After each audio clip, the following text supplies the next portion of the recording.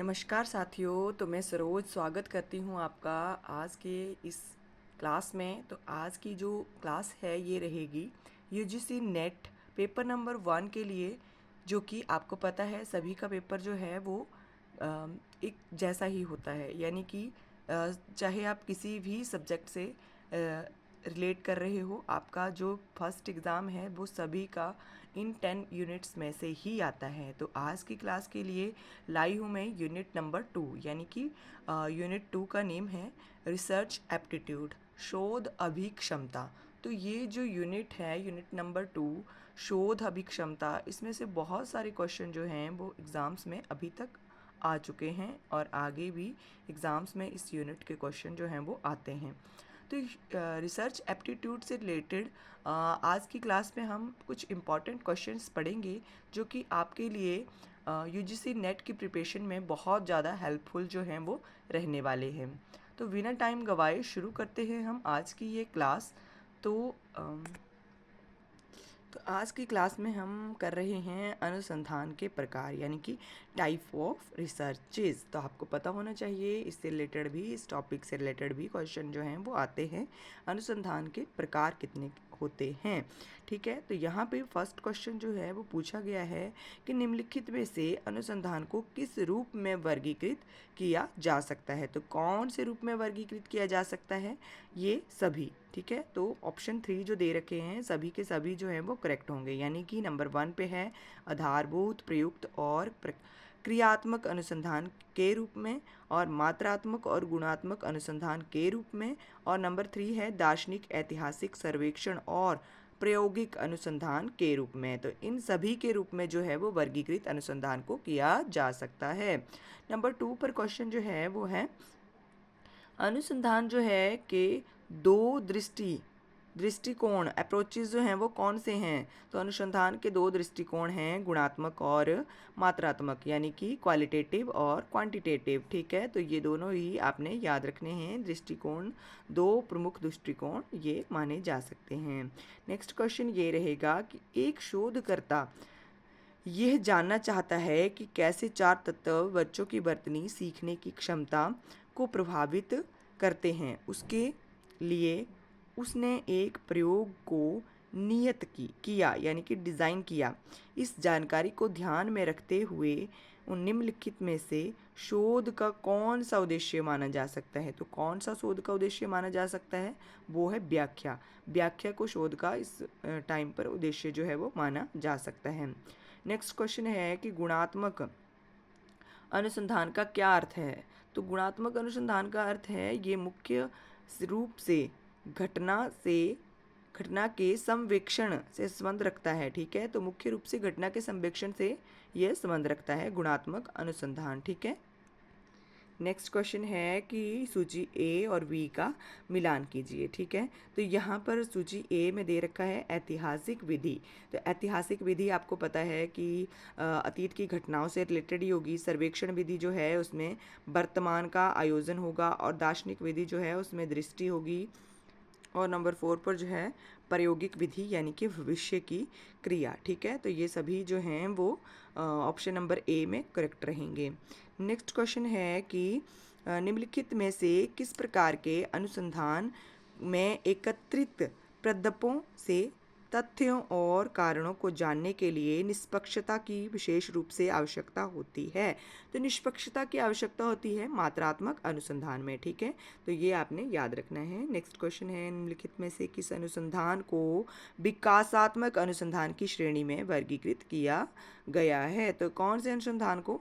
उपरोक्त सभी, यानी कि विकासात्मक अनुसंधान में की श्रेणी में वर्गीकृत किसे किया गया है? दार्शनिक अनुसंधान को, क्रियात्मक अनुसंधान को और वर्णनात्मक अनुसंधान को। इन सभी को विकासात्मक अनुसंधान की श्रेणी में वर्गीकृत जो है वो किया गया है। नेक्स्ट क्वेश्चन आता है यहाँ पर कि मनोविज्ञान और शिक्षा के क्षेत्र में प्रयोगात्मक अनुसंधान यानी कि एक्सपेरिमेंटल रिसर्च जो है उसको किस रूप में परिभाषित किया जाता है? तो उद्दीपन प्रतिक्रिया अनुसंधान के रूप में जो है वो परिभाषित किया जाता है। नेक्स्ट क्वेश्चन है कि निम्नलिखित में से कौन सी शोध की विधि नहीं है?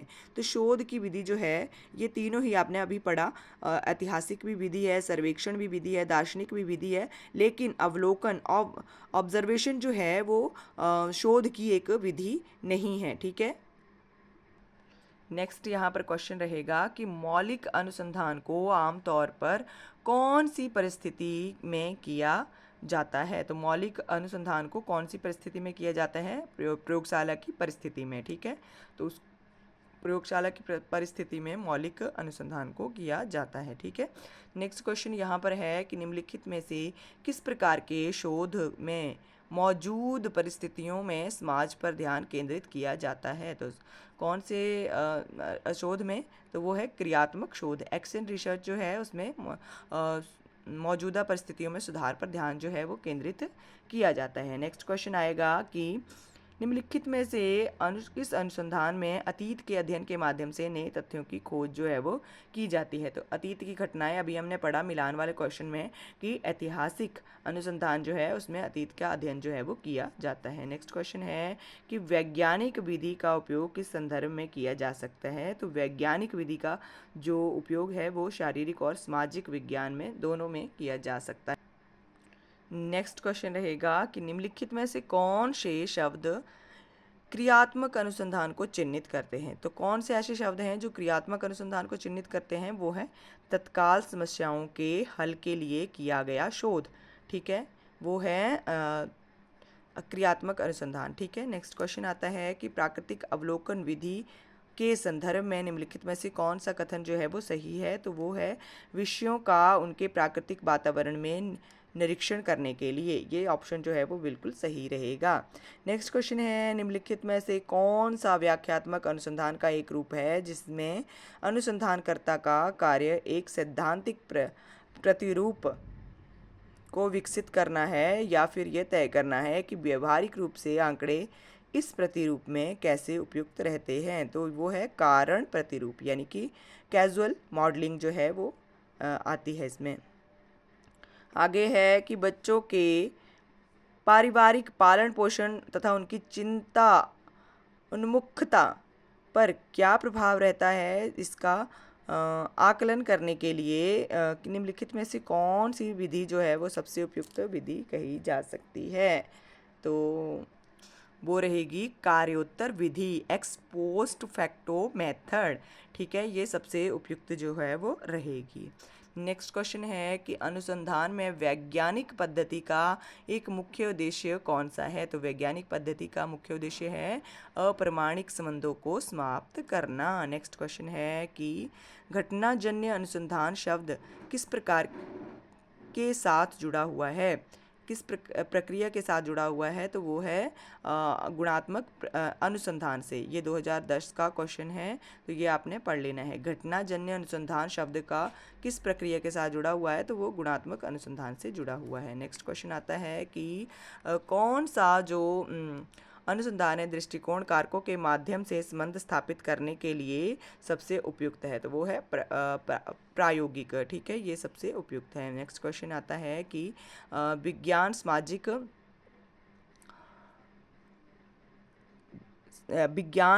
विज्ञान मानविकी विषयों में अनुसंधान की महत्वपूर्ण पूर्वांक्षित वस्तुएं हैं। तो वो कौन सी हैं? तो वो है पर्यवेक्षक, विषय, और उसके बाद महत्वपूर्ण विश्लेषण और धैर्य। ये सभी जो हैं ये इन सभी के अंडर आती हैं। नेक्स्ट क्वेश्चन आता है हमारा कि निम्नलिखित में से किस अनुसंधान में पुस्तकें और अभिलेख यानी कि रिकॉर्ड्स तथ्य के प्राथमिक स्रोत होते हैं? तो वो ऐतिहासिक अनुसंधान में ही, क्योंकि पुस्तकें और जो अभिलेख हैं वो ऐतिहासिक अनुसंधान में ही प्रयोग किए जाते हैं। नेक्स्ट क्वेश्चन आता है कि अनुसंधान में प्रकार है जो कि उपकल्पना और सिद्धांतों का इसलिए परीक्षण करता है ताकि ये समझा जा सके कि घटना क्यों और कैसे घटती है। तो वो है व्याख्यात्मक अनुसंधान। ठीक है। ये आपने याद रखना है। नेक्स्ट क्वेश्चन आता है कि मौलिक अनुसंधान की कौन सी क्षमता को दर्शाता है? तो मौलिक अनुसंधान की क्षमता को दर्शाता है नए सिद्धांतों की व्याख्या करना। नेक्स्ट क्वेश्चन है, अध्ययन का खोजपूर्ण, वर्णनात्मक, विश्लेषणात्मक और या भविष्य सूचक अनुसंधान में वर्गीकरण किस पर आधारित है? तो वो है उद्देश्य पर आधारित। ठीक है। नेक्स्ट यहाँ पर क्वेश्चन है कि निम्नलिखित अनुसंधान विधियों में से कारणता के संबंध में सबसे महत्वपूर्ण प्रमाण कौन सा है? तो वो है प्रायोगिक यानी कि एक्सपेरिमेंटल। ठीक है। तो नेक्स्ट क्वेश्चन है, केस अध्ययन की सबसे बड़ी सीमा कौन सी है? तो केस अध्ययन की सबसे बड़ी सीमा है इनमें कोई नियंत्रण समूह नहीं है। तो ये आपने याद रखना है। नेक्स्ट क्वेश्चन है कि निम्नलिखित में से कौन सी अनुसंधान विधि को नियंत्रित अवलोकन कहा जा सकता है? नियंत्रित अवलोकन कहा जा सकता है क्षेत्र प्रयोग को। ठीक है। तो नेक्स्ट क्वेश्चन आता है कि क्षेत्र कार्य पर आधारित अनुसंधान को किस रूप में वर्गीकृत किया जा सकता है? तो वो है अनुभव सिद्ध के रूप में वर्गीकृत किया जा सकता है। नेक्स्ट क्वेश्चन यहाँ पर है, निम्नलिखित में से कौन सा एक अनुदैर्ध्य अभिकल्प नहीं है? तो वो है क्रॉस सिलेक्शन। ठीक है। सेक्शनल। ठीक है। ये एक अनुदैर्ध्य अभिकल्प नहीं है। नेक्स्ट क्वेश्चन आता है, जब एक शोधकर्ता आश्रित चरों के साथ शुरुआत करता है और पीछे की ओर कदम बढ़ाता है तो उसे क्या कहा जा सकता है? तो उसे कहा जा सकता है पूर्वव्यापी अनुसंधान। ठीक है। पूर्वव्यापी अनुसंधान यानी कि रेट्रोस्पेक्टिव रिसर्च। ठीक है। नेक्स्ट क्वेश्चन आता है, जांचकर्ताओं के द्वारा प्रभाव का पता लगाने के प्रयास को क्या कहा जा सकता है? तो जांचकर्ताओं द्वारा प्रभाव का पता लगाने को कहा जा सकता है पूर्वव्यापी कार्योत्तर अनुसंधान। ठीक है। ये ऑप्शन जो है वो सही रहेगा। नेक्स्ट क्वेश्चन है, प्रयोगात्मक विधि का सार है? तो प्रयोगात्मक विधि का सार है कारण और प्रभाव संबंध की पहचान करने के लिए नियंत्रण का उपयोग करना। नेक्स्ट क्वेश्चन यहाँ पर आता है कि निम्नलिखित में से कौन से अनुसंधान प्रतिमान वास्तविकता के व्यवहारिक दृष्टिकोण पर आधारित हैं? तो वास्तविकता के व्यवहारिक दृष्टिकोण पर कौन आश्रित हैं? मिश्रित अनुसंधान। ठीक है। नेक्स्ट क्वेश्चन है, निम्नलिखित में से कौन से अनुसंधान प्रतिमान जो हैं अपने निष्कर्षों के सामान्यीकरण के बारे में ज़्यादा चिंताशील नहीं हैं? तो वो है गुणात्मक अनुसंधान। ठीक है। नेक्स्ट क्वेश्चन आता है, निम्नलिखित में से कौन सा मात्रात्मक यानी कि क्वांटिटेटिव अनुसंधान का सबसे अच्छा वर्णन है? तो वो है कि अनुसंधान जो कि नए सिद्धांतों को स्थापित करने का प्रयास करता है, वो मात्रात्मक अनुसंधान जो है वो होता है। ठीक है। तो नेक्स्ट क्वेश्चन यहाँ पे रहेगा कि निम्नलिखित में से कौन सा प्रायोगिक अनुसंधान के संदर्भ में मान्य लक्षण है? तो वो है उपरोक्त सभी, यानी कि ये मुख्य रूप से संख्यात्मक तथ्यों के संग्रह पर निर्भर करता है। नंबर 2, ये कारण और प्रभाव के बारे में महत्वपूर्ण ज्ञान को उत्पन्न करता है। नंबर 3, ये निगमनात्मक वैज्ञानिक विधि का उपयोग करता है। ठीक है। ये सभी के सभी ऑप्शन जो हैं वो ठीक रहने वाले हैं। नेक्स्ट क्वेश्चन है, निम्नलिखित में से कौन सा अनुसंधान कारण और प्रभाव के संबंधों के अस्तित्व के बारे में सबसे मजबूत सबूत प्रदान करने के लिए उपयुक्त है? तो वो कौन है? प्रायोगिक अनुसंधान। ठीक है। नेक्स्ट आता है यहाँ पर क्वेश्चन कि निम्नलिखित में से कौन से अनुसंधान में शोधकर्ता एक स्थिति के लिए गुणात्मक प्रतिमान और दूसरी स्थिति के लिए मात्रात्मक प्रतिमान का उपयोग करता है? तो कौन सा होता है? मिश्रित विधि अनुसंधान होता है। ठीक है। नेक्स्ट क्वेश्चन है यहाँ पर कि निम्नलिखित में से कौन सा अनुसंधान जो है वो अतीत के रूप में किसी घटना को समझने के लिए किया जाता है? तो अतीत जब भी आएगा तो आपने याद रखना है ऐतिहासिक अनुसंधान ही होगा। ठीक है।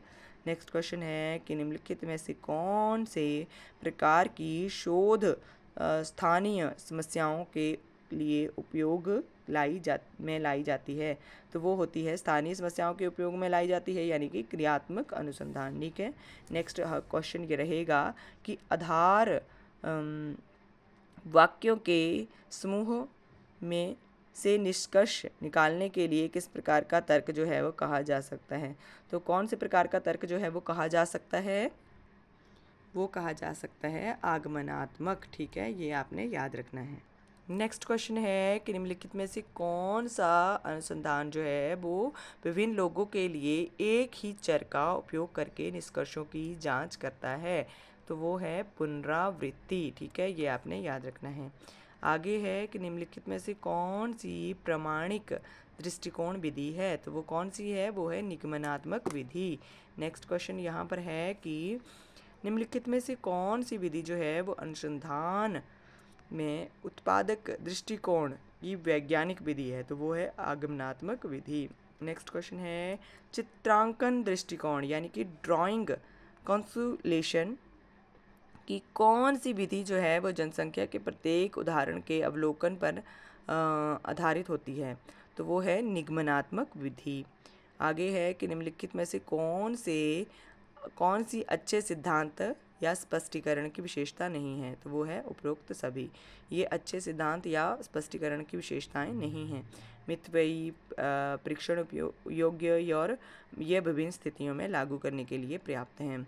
ठीक है, आगे नेक्स्ट क्वेश्चन है कि निम्नलिखित में से कौन सी वैज्ञानिक विधि इन चरणों के का अनुसरण करती है, तो सबसे पहले आती है अवलोकन यानी कि प्रदत्त, उसके बाद प्रतिरूप और उसके बाद सिद्धांत। उसके आगे क्या होगा, उसके आगे चौथा ऑप्शन होगा, वो होगा आगमनात्मक। नेक्स्ट क्वेश्चन है कि निम्नलिखित में से कौन सी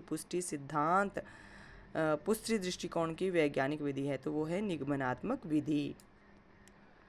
तो फ्रेंड्स, आज की क्लास के लिए बस इतना ही। आई होप आपको क्लास जो है वो अच्छी लगी होगी। अगर आपने क्लास को पूरा देखा है तो प्लीज़ क्लास को लाइक करना बिल्कुल भी ना भूलें और अपने फ्रेंड्स के साथ भी क्लास को ज़रूर शेयर करें।